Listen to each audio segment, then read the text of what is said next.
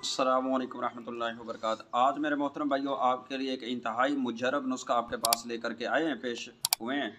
आज एक मेरे भाई ने कॉल की और वॉइस मैसेज किया कि हमें ऐसा नुस्खा बतलाइए, क्योंकि हम मेरी टाइमिंग भी ठीक है और मनी गाड़ी भी है और मेरा नफ्स छोटा है, तकरीबन 3 से 4 इंच है। इसके अंदर सख्ती भी आ जाए और इसके अंदर मोटाई भी आ जाए और इसके अंदर लंबाई भी आ जाए। हमें एक ऐसा मुजरब नुस्खा बतला दिया जाए।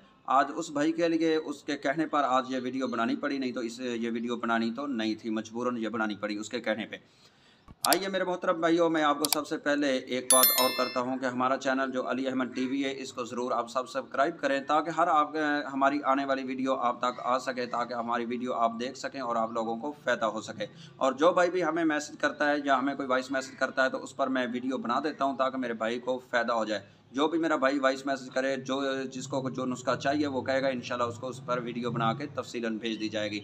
आइए अब नुस्खे की तरफ चलते हैं। नुस्खा बनाना कैसे है और उसको इस्तेमाल किस तरह करना है। मेरे भाइयों, आपने 4 चीज़ें लेनी हैं, 4 चीज़ों का इस्तेमाल करना है। और ये आपकी 4 चीज़ें, आपके एक चीज़ आपको बाज़ार से ख़रीदनी पड़ेगी, बाकी 3 चीज़ें आपके किचन से आपको मिल जाएँगी।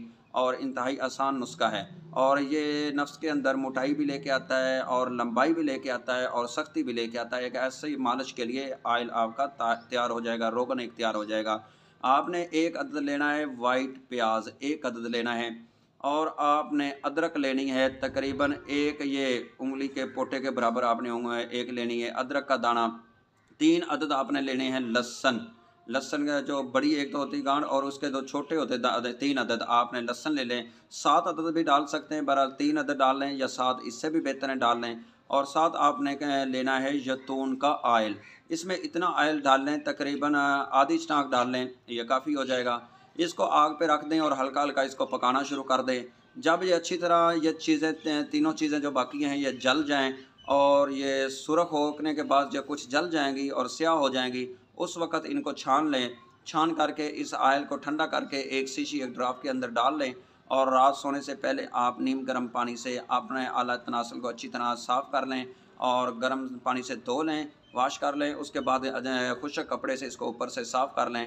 फिर ये आप ऑयल इसके ऊपर 2 कतरे अच्छी तरह सारे के ऊपर मालिश कर दें। ये आप 2 माह, 1 माह, 1.5 माह करेंगे तो नफ्स की जितनी शरीयानें मुर्दा हो चुकी हैं वो सारी शरीयानें ज़िंदा हो जाएँगी और इसके अंदर क़ुव्वत आ जाएगी और शरीयानों के अंदर आपके नफ्स के अंदर सख्ती आ जाएगी और नफ्स के अंदर लंबाई आ जाएगी और नफ्स के अंदर मोटाई भी आ जाएगी। ये इंतहाई मुजरब नुस्खा जो मैंने आप भाइयों के सामने पेश कर दिया है। अस्सलामु अलैकुम रहमतुल्लाह।